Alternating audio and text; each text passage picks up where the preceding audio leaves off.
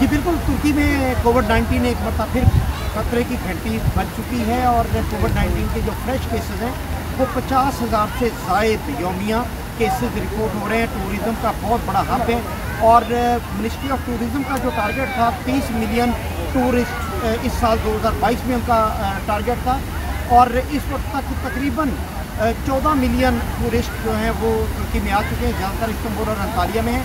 लेकिन कोविड-19 की फ्रेश लहर की वजह से ये टूरिज़्म जो है फिर दोबारा ख़तरे में दिखाई दे रहा है। मैं आपको बताता चलूँ कि गुज़श्ता माह में जो तुर्की में कोविड-19 के केसेस थे वो रोज़ाना की बुनियाद पर सिफर थे और काफ़ी 2-3 हफ्ते तक वो कोविड-19 के केसेस सिफर रहे।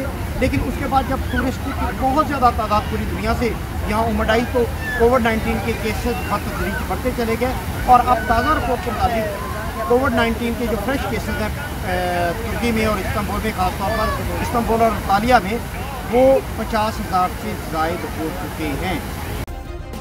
सब्सक्राइब करें और बेल दबाएं ताकि कोई खबर रह न जाए।